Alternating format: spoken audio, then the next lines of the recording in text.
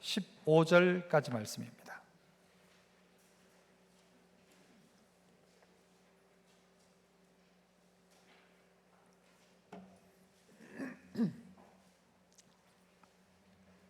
로마서 1장 8절로 15절까지 제가 8절 먼저 읽습니다. 먼저 내가 예수 그리스도로 말미암아 너희 모든 사람에 관하여 내 하나님께 감사함은 너희 믿음이 온 세상에 전파됨이로다.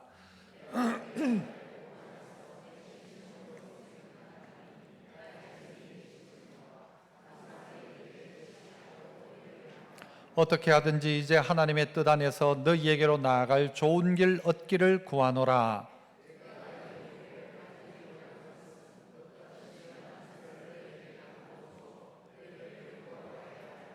이는 곧 내가 너희 가운데서 너희와 나의 믿음으로 말미암아 피차 안위함을 얻으려 함이라.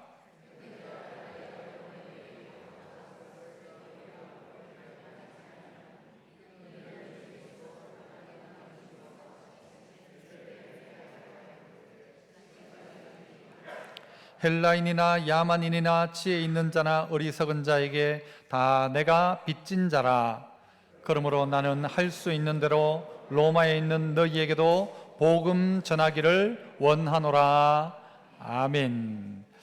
나는 할 수 있는 대로 로마에 있는 너희에게도 복음 전하기를 원하노라 라고 오늘 본문이 이야기합니다. 그래서 오늘 다시 들어야 할 복음, 이미 복음을 들었고 예수 믿는 사람들이지만 다시 한번 그들에게 너희가 복음 듣기를 원한다 해서 다시 들어야 할 복음이라는 제목으로 말씀을 함께 나누고자 합니다.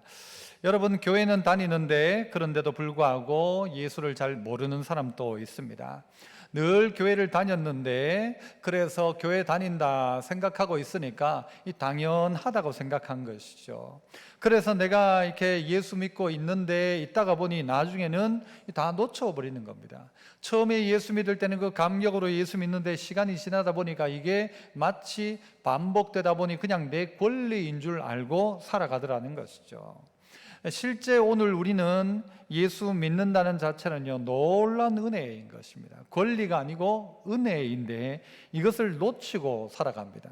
그러다 보니 권리만 생각하다가 보니까요, 본질을 놓쳐버리고 예수 믿는데 예수 없이 예수 믿고 그냥 신앙생활을 그냥 하는 겁니다. 신앙생활을 쭉 하면서 삶 속에서는 예수 없는 삶을 살아가기도 한다는 것이죠. 그래서 오늘 우리 모두는 다시 한번 복음을 들어야 합니다. 이 복음이라는 말은 유앙겔리온이라는 단어를 씁니다. 그러니까 이 예수님 당시에 이 이야기를 쓰기 전부터 이 단어는 어떤 식으로 쓰여왔는가 하면 임금이 바뀔 때에, 임금이 바뀌면 여러분 우리나라도 대통령 바뀌면 어떻게 됩니까? 사면해 주기도 하죠. 죄 있는 사람들 또 어디 운전면허증 벌점에 있는 거 싹 없애주지 않습니까? 이게 기쁜 소식이라는 것이죠. 임금이 바뀜으로 말미암아 갇혔던 자가 풀려나고 또 어떤 사람은 복권되기도 하고 문제가 해결되기도 하고 이것이 그들이 이야기하는 복음이라는 것입니다. 이 복음이란 말 자체가 이런 의미가 있다는 거예요. 너무 좋고 기쁘고 해결되어지는 것이라는 것입니다. 여러분, 우리 역사 가운데도 보면 의료계에서 가장 놀라운 발견 몇 가지가 있습니다. 의사들이 발견한, 학자들이 발견한 것이죠. 첫 번째는요, 마취제입니다. 마취제. 여러분, 마취제가 있기 전에는 사람들이 수술을 해야 될 일이 있으면 어떻게 하는가 하면 팔을 꽁꽁 묶어 놓고는 생사를 자릅니다. 그게 얼마나 고통스러운 일입니까? 그럼에도 불구하고 수술을 해야 될 때는 그렇게 묶어 놓고라도 하는 것이, 여기다 입에다 재갈을 물려 놓고는, 그리고 그렇게 수술을 하는 겁니다. 그러다 보니 수술의 고통 때문에 죽는 사람들도 꽤 많이 있었답니다.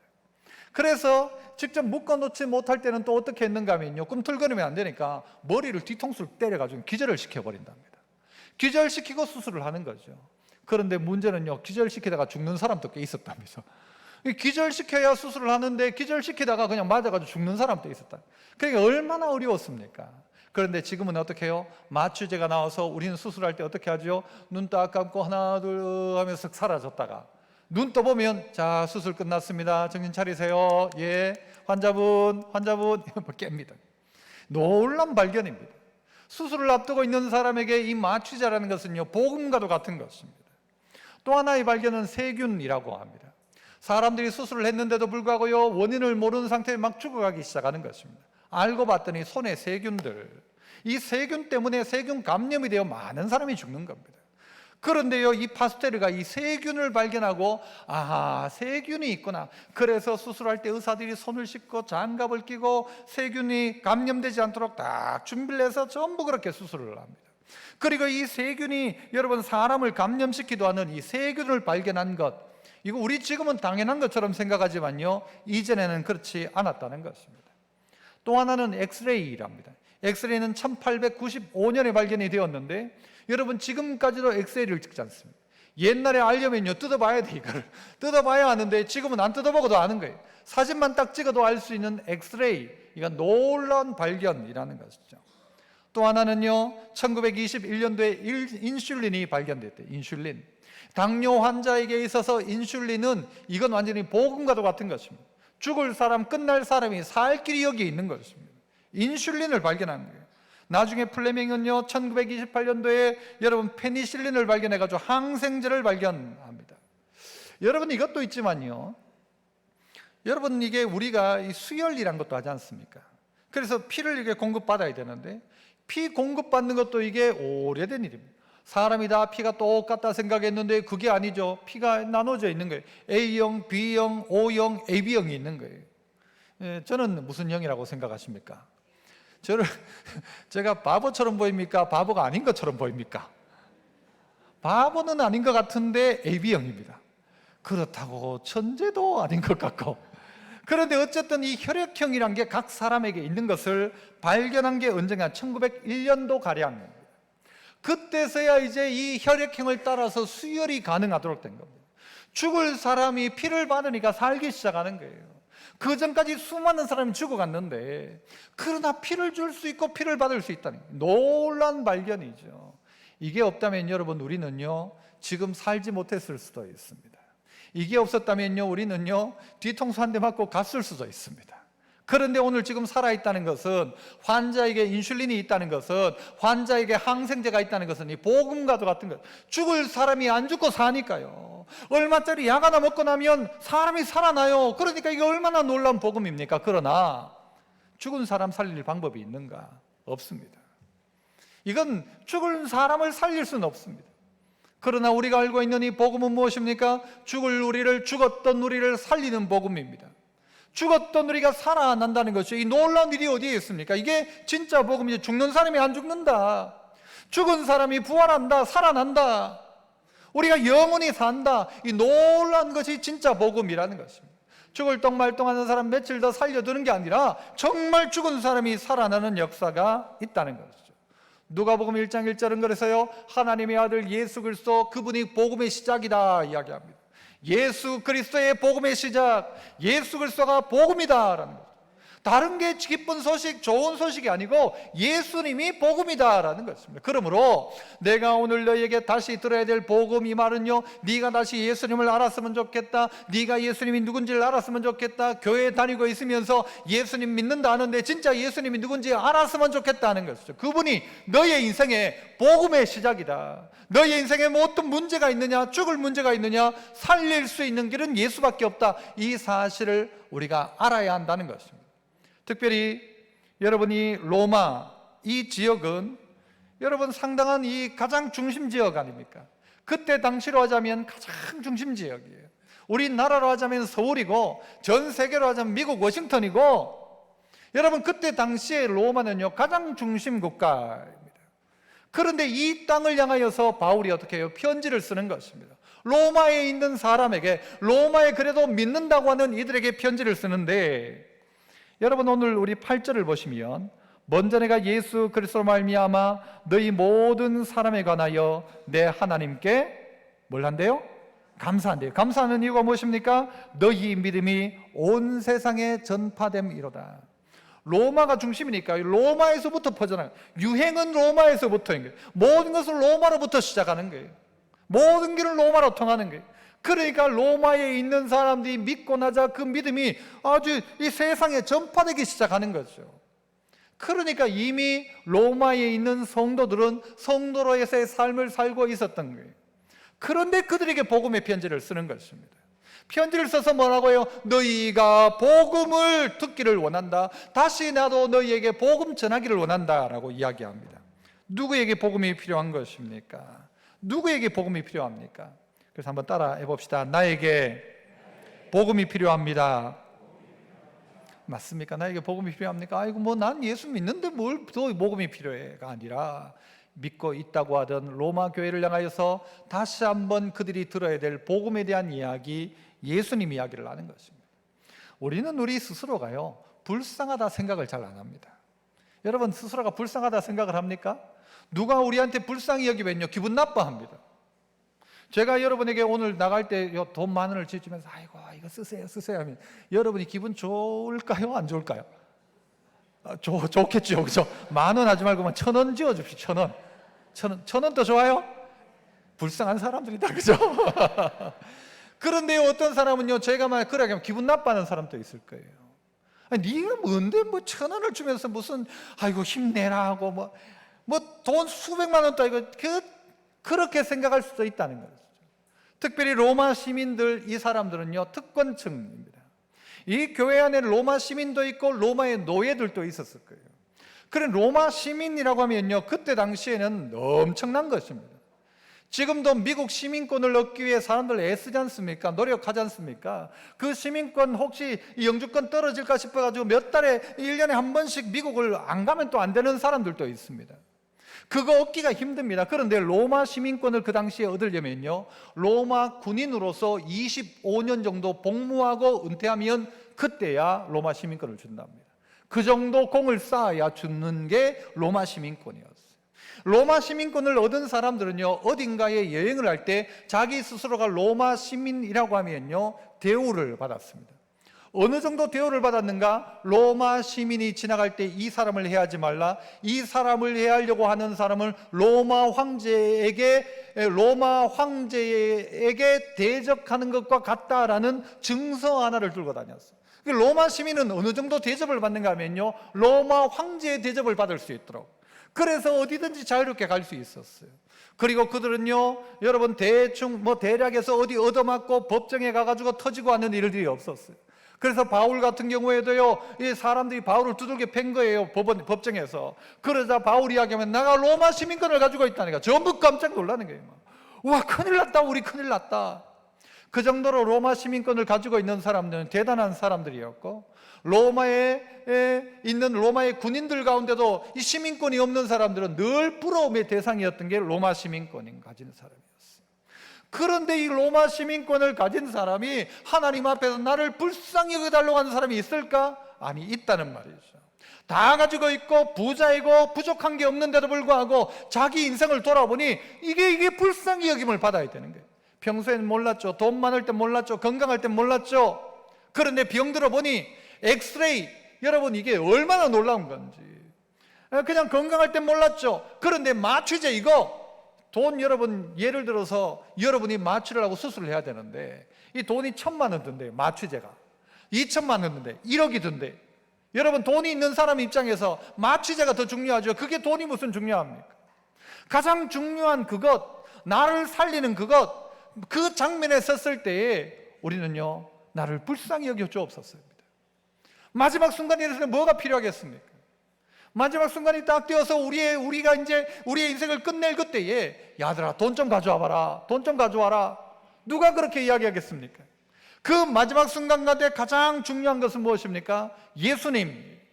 그래서 누군가가 임종할 때 임종 예배를 드려가서 주로 하는 일이 뭔가 하면요 성경 말씀을 읽어줍니다. 하나님이 함께 하실 것이라 이야기합니다. 그리고 난 다음에 하는 말이 뭔가 하면 예수님 부르세요, 예수님 부르세요, 예수님 부르세요. 따라해보세요. 예수님, 예수님 날 도와주세요, 예수님 내 손 잡아주세요. 그렇게 하도록 시킵니다. 그때 아들이 필요한 게 아니고요, 그때 남편도 필요 없고요, 필요한 건 예수님이에요. 마지막 순간 붙들어야 될 것은 예수님이에요. 그런데 사람들이 모르는 거죠. 내가 정말 예수님이 필요한지. 여러분 돈 100억 있고 예수님이 있어요. 누굴 붙들래요, 여러분? 여러분 정답 말고 여러분 한번 대답해 보세요. 예수님이에요, 100억이에요? 아이고 나 이왕 예수님 믿으니까 믿고 100억. 그렇죠? 이게 둘 중에 하나만 선택하라고 하면 여러분 뭘 선택하겠습니까? 일단 100억 받고 다시 예수님 믿으면 되지. 여러분 그렇게 생각하면요, 마지막 하나만 진짜 붙들려고 하면 누구 붙들어야 되는가? 예수님 붙들어. 그게 복음이란 말이에요. 살리는 방법이 복음이란 말이에요. 돈 100억이 있어도 여러분 내 죽을 때 그 100억이 무슨 필요가 있어요? 야, 내 죽을 때 됐다, 돈 100억 좀 가져와라, 내 죽을 때 다 돼간다, 100만 원만 좀 가지고 와라, 그런 사람은 아무도 없습니다. 마지막 붙들어야 될 것은 예수님입니다. 자기 스스로가 불쌍한 존재라는 사실을 알아야 돼요. 우리가 여러분 세례문답할 때 뭐라고 합니까? 당신은 예수님밖에는 소망 없는 존재라는 사실을 믿습니까? 라고 묻습니다. 예수 없으면 진노밖에 없는 죄인이라는 사실을 믿습니까? 예수 없이 안 된다는 사실을 믿습니까? 라고 물어요. 그러면 예라고 대답해야 그에게 세례를 줍니다. 우리는 진노 중에 있음으로 말미암아 예수 없이는 소망 없는 사람입니다. 그러므로 그 사실을 알아야 한다는 것이죠. 교회 다니고 있는 사람도 예수 없으면 안 되는 거죠. 그러니까 다시 복음을 또 들어야 되고 또 들어야 되는 것이죠. 우리에게 필요한 예수 그리스도라는 말입니다. 여러분, 로마에 살고 있던 사람들은요, 약 300년가량 로마 그 카타콤에서 그의 신앙들을 유지합니다. 그들이 신앙을 유지할 수 있었던 방법이 어디에 있었을까? 어떻게 그들은 300년 동안 할아버지와 아들과 손자가 대를 이어가면서 그 지하 그 무덤에서 피해서 거기서 어떻게 그렇게 믿음을 유지할 수 있었을까? 그들이 딱 하나 붙들은 게 있단 말이죠. 뭔가 분명한 걸 붙들었단 말이죠. 그러니까 거기에 자기 인생을 걸죠. 자기 인생을 거기에 거는 것이죠. 만약 여러분의 시어머니가, 외동아들 며느리인데 내가 시어머니가 어느 날 봤더니, 혼자 되신 시어머니가 연세도 많은데 평소에는 사이도 안 좋았는데 어느 날 딱 봤더니 시어머니 통장을 발견한 거예요. 통장에 오늘 위약 나가는 김에 100억으로 100억이 들어있는 거예요. 여러분 그때부터 며느리 어떻게 할까요? 어머니를 잘 찾아갈까요? 안 찾아갈까요? 평소에 안 찾아가던 며느리가요, 어머니 하면서 콧소리를 내면서 소고기 사가지고 가고 옷 사가지고 가고, 안 할까요? 봤으니까요. 봤으니까. 그 안에 있는 보물을 봤으니까. 저거 좀 있으면 내 거 될 수 있으니까. 그러니까 그때부터는요, 계속해서 그렇게 안 하겠습니까? 당연한 것이죠. 과연 로마에 있는 성도들은 과연 무엇을 보았길래 그렇게 이겨낼 수 있었을까? 이 복음의 이 로마서의 말씀을 받아들고 있던 그들이 감격하며 어떻게 그의 믿음들을 300여 년 동안 유지하며 있었을까? 그리고 최종 로마는 313년에 로마가 기독교를 공인해 줍니다. 그때까지 지하에 있었던 것을 얻어맞고 깨지고 터지면서도 어떻게 해요? 예수 붙들고 이기고 버티고 그렇게 죽어가고 그렇게 고난당하고 그렇게 박해를 받으면서도 그 믿음을 지켰던 그 이유 뭔가? 그들이 알았던 이 복음, 예수 그리스도 복음의 시작, 예수 그리스도 모든 좋은 것의 시작, 그분을 만났기 때문인 것이죠. 오늘 우리에게도 필요합니다. 그래서 예수님 은혜를 주십시오, 예수님 살려주십시오, 하나님 은혜를 주십시오, 이게 우리의 고백이 되어야 하는 것입니다. 이게 우리의 고백이 되어야 되죠. 그래서 누구에게나 복음이 필요합니다. 이 복음에 대해서 하나님께서 인정해 놓으셨어요. 하나님이 이야기한 거, 예수 그리스도가 복음의 시작이다, 예수로 복음이 시작되었다, 좋은 소식은 예수로부터 시작한다, 이것을 하나님이 인정하고 가르쳐 놓은 것입니다.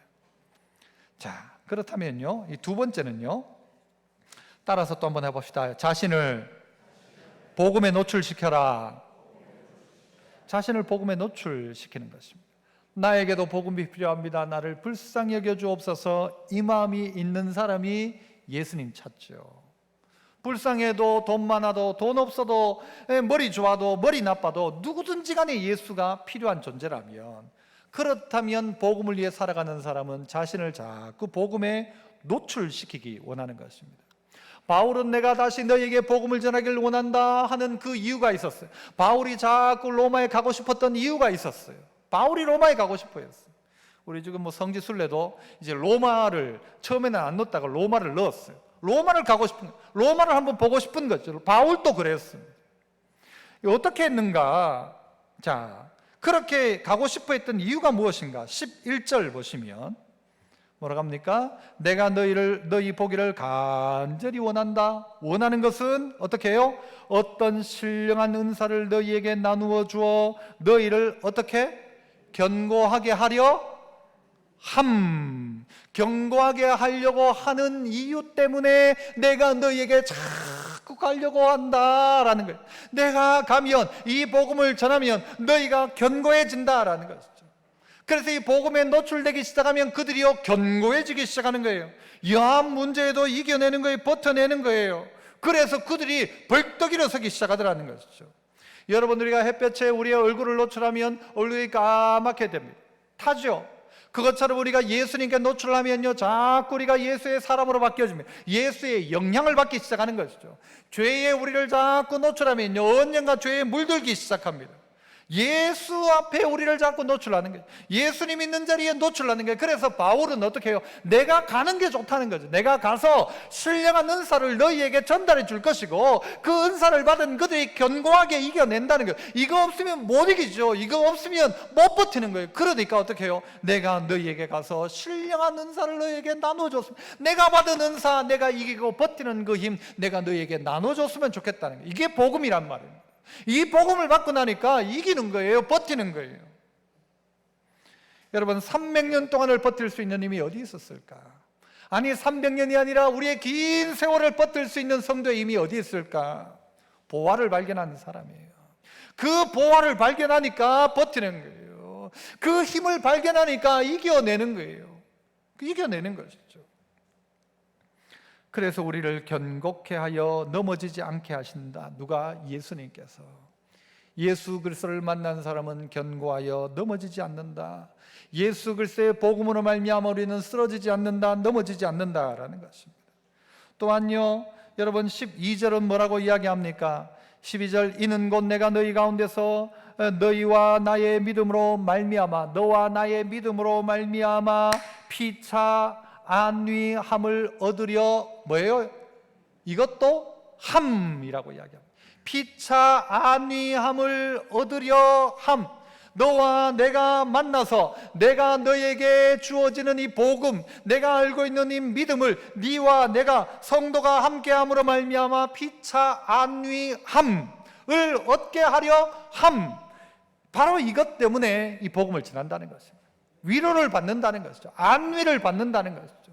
낙심했던 이가 이 복음을 듣고 나니까요 위로가 되어지는 거예요.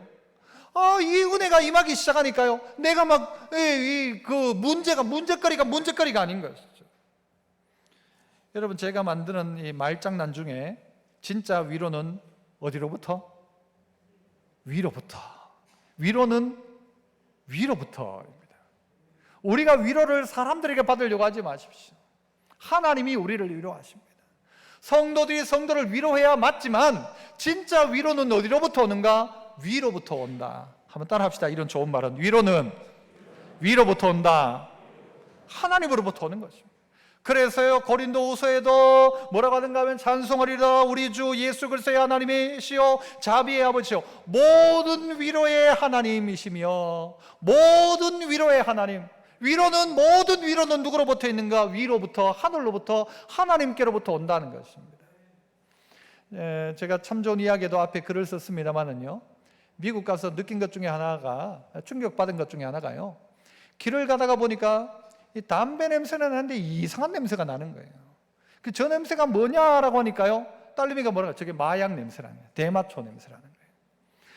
미국이 이 대마가 이게 마약이 합법화되다 보니까요, 어떤 주에 이건 막 팔아요. 거기서 그냥 가게에 들어가서 팔아요. 제가 딱 가다가요, 저가 그 가게래. 그래 딱 가니까요, 한국에 둘이가 그 앞에 서 있는 거예요. 저것도 저거 사진 찍어볼까? 거기서 사가지고 피우는 건 합법일 줄 몰라도 그런 사람이 한국 들어오면 안 돼요. 들어와가지고 검사하면 그 사람은 마약한 거니까. 그런데 그 마약을 막 하는 거예요. 사람들이 길가에 막 널브러져 있어요. 요즘 어떤 약도 그 마약 성분이 있는 약이 있다지 않습니까? 그 진통제를 먹으면 그 마약 성분이, 그것 때문에 전 세계가 지금, 전 세계의 어떤 그 관계자들이 모여가지고 미국에서 최근에 뭐 모임도 했죠. 난리가 났어요. 지금 전 세계의 문제다. 이것은 한국의 문제입니다. 아이들이 지나갔는데 음료수에 마약을 타가지고는요 그걸 주는 거예요. 이거 좋은, 기억력 좋아지는 음료수다. 죽고 난 다음에는요, 그거 마신 애들 부모 이제 전화번호 받아놨다가 부모한테 전화해가지고 네 아들, 네 딸이 마약 먹었다, 내가 신고한다, 그러니까 돈 보내라, 보이스피싱을 이런 식으로 한대요. 이런 나쁜 놈들, 이거 진짜 이런 나쁜 놈들이죠.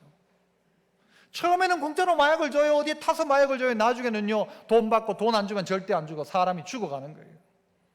마약을 하는 사람들의 이유가 무엇입니까? 마약하면 그 연예인도 하고 그 멋있는 사람도 하고, 야, 마약을 하면 기분이 좋아지는 모양이다. 호기심에 그냥 한 번 하는데 한 번이요, 그 인생을 망친답니다. 한 번이 망치는 거예요. 두 번도 필요 없고 딱 한 번 하면 그 인생 망치는 거예요. 손댔다 하면 끝나는 거예요.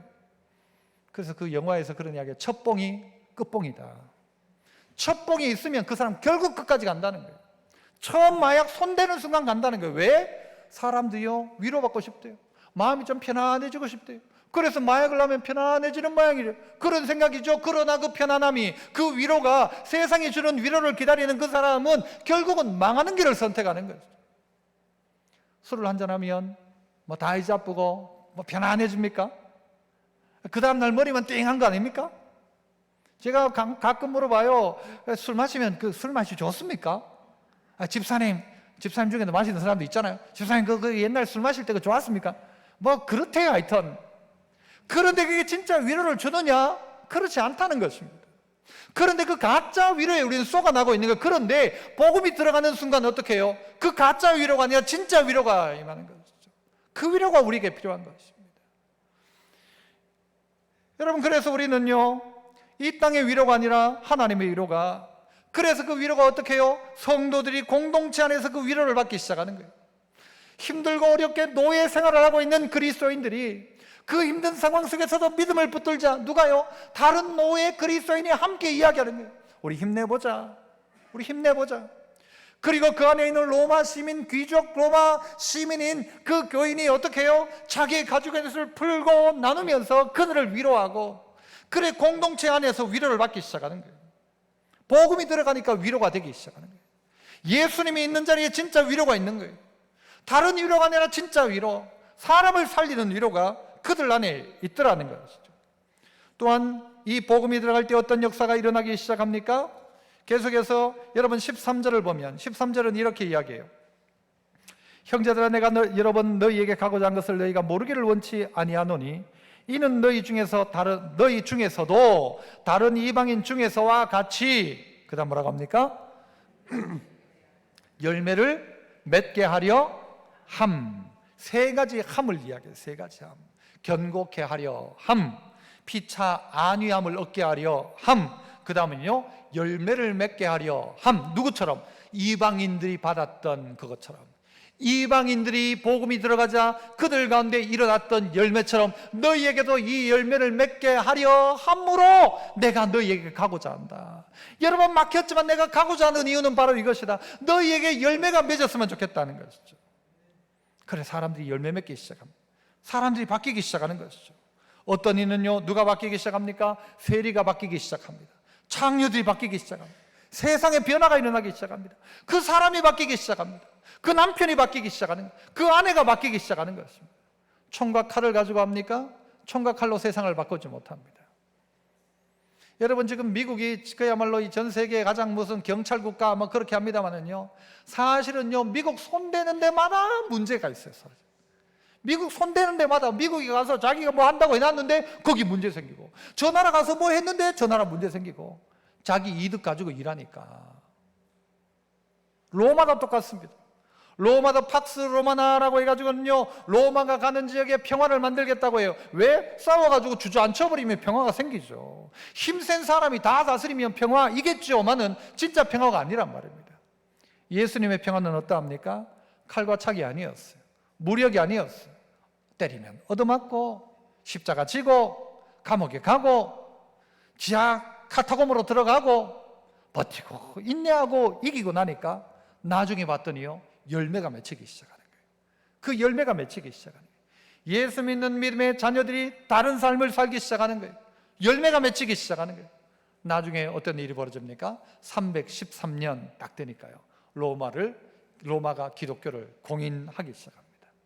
로마의 기독교가 가장 핵심적인 세력이 되는 것이죠. 놀라운 변화인 것이죠. 여러분, 예수님이 우리 가운데 오므로 말미암아 열매 맺기 시작합니다. 아무 열매 없던 우리의 삶 가운데 복음이 들어오자 열매를 맺기 시작. 저 사람이 그런 사람이 아니었는데 세리가 바뀐 거예요. 창녀가 바뀐 거예요. 바뀌어가지고는요 아름다운 열매 맺는 삶이 되어지는 거예요. 여러분, 그런 이야기도 있지 않습니까? 예전에 양도둑놈이 있었어요. 양도둑놈. 그러니까 양도둑놈을 어떻게 없앨까 하다가는요 동네에서 결정을 해요. 양도둑하다 붙잡힌 놈은 이마에다가 양도둑이라고 쓰자 했어요. 양도둑. 그래가지고 어떻게 썼는가? 이마에다가 ST를 쓴 거예요. 쉽, 그 다음에 safe죠. 양도둑, ST를 쓴 거예요. 저놈이 양도둑이라, 저놈 나쁜 놈, 저거 인간 안 될 놈, 저거 양도둑 놈. 그런데요 한참 시간이 지나가면서 이제 양도둑도 이제 겁나고 무서우니까 안 썼죠. 그런데 양도둑이라고 이마에 써진 그 사람이 어느 날 뚝 되자 아이들이 묻기 시작해요. 한참 시간이 지난 후에 아이들이 묻죠. 아빠, 저 할아버지 이마에 쓰인 저 글자는 뭐야? 라고 물으니까 사람들이 대답합니다. 뭐라고 대답하는가 하면 ST, 저거는 성인이란 뜻이야. 세인트, 성인.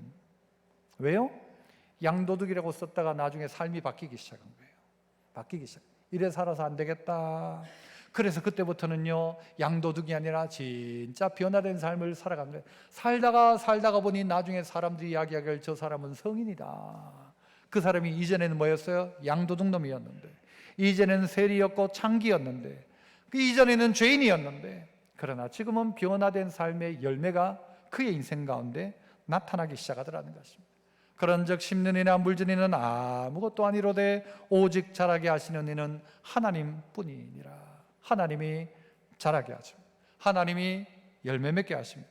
그러므로 우리가 자꾸 할 일은 뭔가 하면요 그 은혜 앞에 그 예수 그리스도께 우리를 자꾸 노출시키기 시작하는 거예요. 자꾸 노출시키기 시작하는 거예요. 그래서 그 성도의 교제가 함께하기 시작하면 그 복음이 역사하기 시작하는 것입니다. 마지막 세 번째는요, 따라서 또 한번 합시다. 빚진 자가 막힌 길을 뚫는다. 빚진 자가 막힌 길을 뚫는다. 저는 이제 말을 만들고는 뚫는다 했거든요. 리을 비읍 뚫는다, 뚫는다 그렇게 썼거든요. 그러니까 자꾸 이 한글에서 그 틀린 말엔 빨간 줄이 껴있지 않습니까? 뚫는다 맞는데 왜 자꾸 이 틀린 말이 되지? 찾아보니까요, 뚫는다 리을 비읍은 경상도 사투리랍니다. 뚫는다가 맞다. 리을 히읗이 빚진 자가 막힌 길을 뚫어낸다. 뚫어가 아니죠. 뚫어낸다. 하여튼 그렇습니다. 빚진 자가 막힌 길을 뚫는다. 어떻게 뚫어내요? 자, 보십시오. 바울은 뭐라고 하는가 하면 13절 마지막에도 지금까지 길이 막혔다. 내가 너에게 여러 번 가고자 했다. 내가 가면 내가 너에게 그 은사를 전해가지고 견고하게 하고, 내가 가면 너희와 내가 믿음의 이야기를 나누면서 위로가 되고, 내가 가서 이 복음 예수 전하면 너희가 분명히 변화된다. 삶의 열매가 나타난다. 그런데 가고 싶은데도 길이 자꾸 막혔다. 여러 번 가고자 한 것을 니도 다 알지 않냐. 내가 몇 번이나 가고자 했는데도 못 갔다. 그래서 못 가겠다가 아니었어요. 그럼에도 불구하고 간다는 거예요. 결국 바울은 로마 갑니다. 그리고 결국 바울은 로마 가서요, 그 로마를 통한 그 길로 말미암아 시위대 안에도 복음이 전파되어서 그 군인들이 예수 믿고 가는 곳곳마다 복음을 전하기 시작했고, 감옥 안에서도 여러분 옥중 서신을 써가지고 편지를 보내기 시작했고, 그러자 이 복음이, 로마를 바꾼 복음이 전 세계로 흩어지기 시작하는 것이죠. 이 사실을 바울은 본 것이죠. 하나님이 그걸 알게 하신 것 같아요. 그래서 바울은 로마였어요. 로마. 그런데 바울이 왜 이렇게 로마 하는가? 그가 복음의 빚진 자였기 때문이죠. 14절 그렇게 이야기하죠. 그러므로 14절 헬라인이나 야만인이나 지혜 있는 자나 어리석은 자에게 다 내가 빚진 자다. 나는 빚졌다. 이 생각을 바울이 가지고 있는 거예요. 나는 빚진 자다. 아니 무슨 빚을 졌습니까? 진 빚이 뭐예요? 은혜로 살게 된 거예요. 은혜로 죽었던 자가 산 거예요. 은혜로 엑스레이가, 은혜로 수혈이 가능해서 내가 죽었던 내가 살아난 거예요. 누군가가 심장을 줘서 살아난 거예요. 그런 기술이 있으니까 살아난 거죠. 마치 그와 같은 생각을 바울은 가지고 있었어요. 그러니까 이제부터 어떻게 합니까? 내가 받은 이 사랑, 이 복음을 전해야지라는 생각을 가지고 살아가는 것입니다.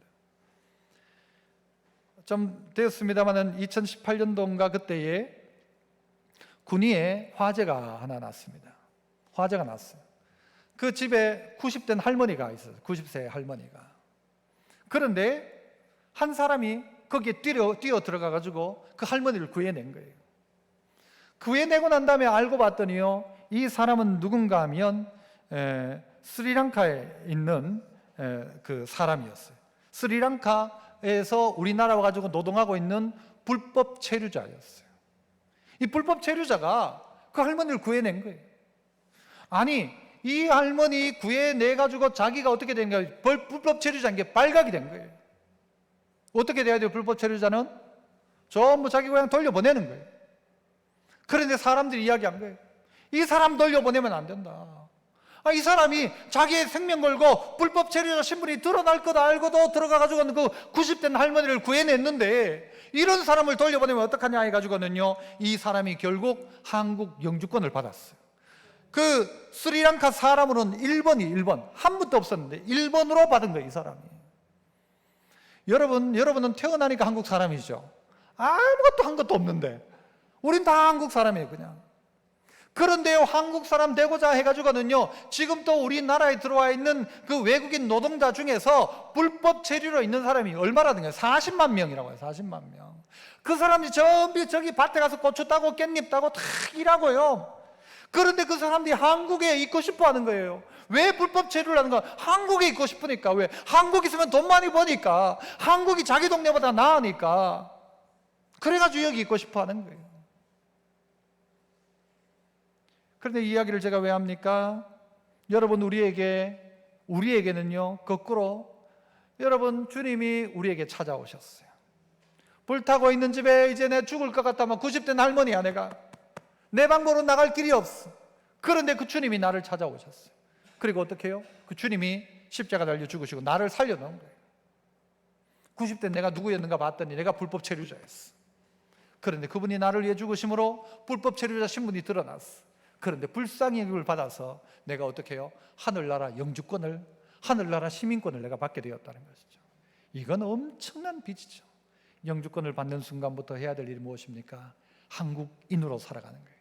새로운 길들을 열기 시작하는 것이죠. 내가 이렇게 해서 이렇게 영주권을 받았다. 그 다음에요, 다른 나라 사람들 가운데서도요, 이런 일 가운데 들어갔다가 구해가지고 영주권 받은 사람 몇 명 더 있어요. 의사자 뭐 해가지고는 이 사람들요, 다른 사람을 구하는 일 가운데 쓰여가지고는 이런 사람들이 있더라니까요. 오늘 우리 모두도 어떤 면에서는요, 그런 인생들입니다. 하나님 앞에 큰 은혜를 받았단 말이에요. 그래서 우리는 빚진 자예요. 그래서 여러분이 빚진 자가 어떻게 해요? 막혀있지만 또 가는 거예요. 또 가는 거예요. 여러 번 가고자 했지만 막혔어. 하지만 나는 빚진 자야. 안전하면 안 되는 거예요. 그러니까 또 가는 거예요. 아까 유한겔리온 이야기를 했잖아요. 복음이 유한겔리온이라고 했어요. 이 복음이란 말이요, 구체적으로 드러났을 때가 있습니다. 마라톤 전투가 있었지 않습니까? 여러분, 마라톤이란 거 알잖아요.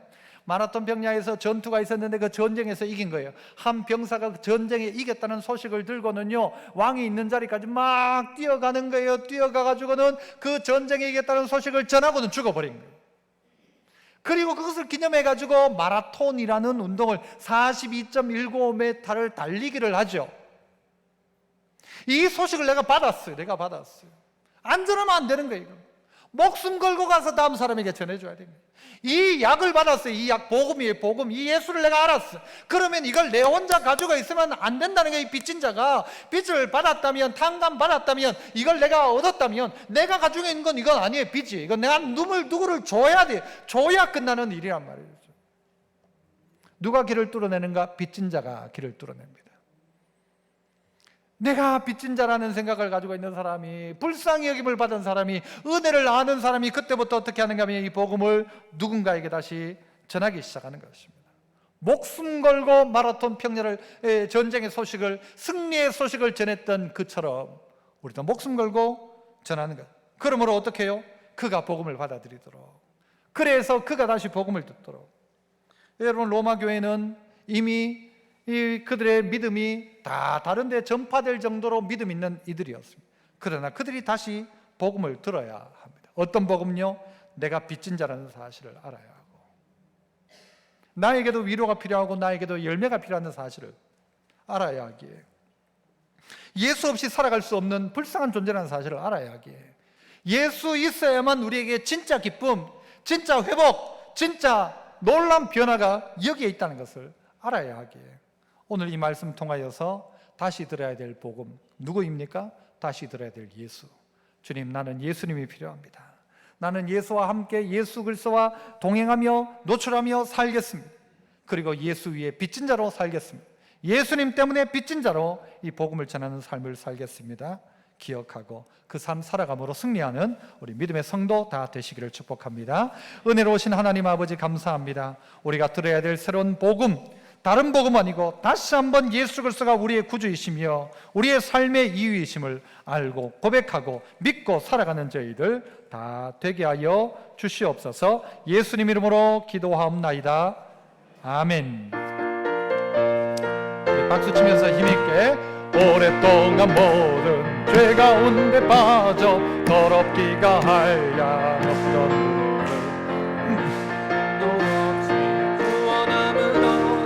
하나님의 자녀 지금 되었네. 주의 그 사랑 한량 없도다.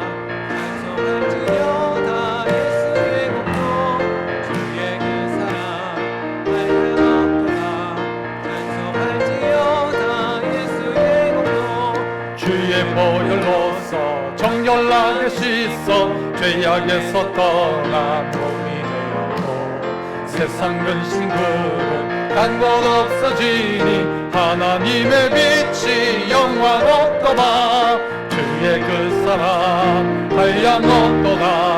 찬송할지어다 예수의 공로. 주의 그 사랑 한량없도다. 찬송할지어다 예수의 공로. 죄의 깊은 잠과 뜬 세상의 꿈을 어서 깨어나라. 나의 집 은혜 받을 날과 구원 얻을 때가 지금 온 세상에 선포되었네. 주의 그 사랑 한량없도다. 찬송할지어다 예수의 공로. 주의 그 사랑 한량없도다. 찬송할지어다 예수의 공로. 아멘. 은혜로우신 하나님 아버지, 세상에 가장 불쌍하고 연약하고 기댈 것 없는 우리에게 친히 찾아오셔서 우리를 구원하여 주시고 우리에게 복된 소식, 복음의 소식 허락하여 주셔서 세상 가운데 위로받지 아니하고 하나님 앞에 위로받으며 열매 맺는 인생을 살아가며 힘들고 어려운 세상 가운데서도 이기고 버티고 견딜 수 있는 힘 주신 것 감사합니다. 하나님, 오늘 다시 한번 우리가 이 예수를 꼭 붙들고 예수님과 함께하며 예수님 위하여 살며 예수님 때문에 살아가는 저희들 다 되게 하셔서 이 복음이 우리뿐만이 아니라 우리 이웃에게 아직도 이 복음을 듣지 못한 이들에게 전달하며 저 로마까지 내가 꼭 가야 될 이유가 있다는 것을 알고 아버지 하나님 복음 전하는 일 가운데 쓰임받는 저희들 다 되게 하여 주옵소서. 드려진 예물이 쓰이는 곳에도 하나님 나라가 확장되게 하시고 이 아버지 하나님 귀한 예물을 통하여서도 놀란 복음의 진보가 나타나게 하여 주옵소서. 아버지 하나님, 우리 스스로가 로마가 되어서 우리가 예수 믿고 우리가 복음을 발견함으로 말미암아 이 복음이 온 사방으로 믿지 않는 이에게 나타나고 드러나고 전달되어질 수 있도록 하나님 우리를 아름답게 사용하여 주시옵소서. 감사하옵고 예수님 이름으로 기도합나이다. 아멘. 지금은 구주 예수 그리스도의 크신 은혜와 우리를 향하여 놀란 계획을 가지고 계시고 우리를 늘 사랑하시며 늘 은혜 베풀시기를 원하시는 하나님 아버지의 만극하신 사랑하심과 성령 하나님의 감동, 감화, 위로하시고 도우시고 깨닫게 하시고 믿음의 길 걷게 하시는 은사가 오늘 말씀 통하여서 다시 한번 들어야 될 복음, 그 복음된 예수 그리스도를 듣고 그를 만나며 그와 동행함으로 말미암아 복된 인생길 살기를 원하는 이 자리에 함께한 주의 종들과 몸된 교회와 나라와 민족과 열방 위에 지금부터 영원토록 함께 있을지어다. 아멘.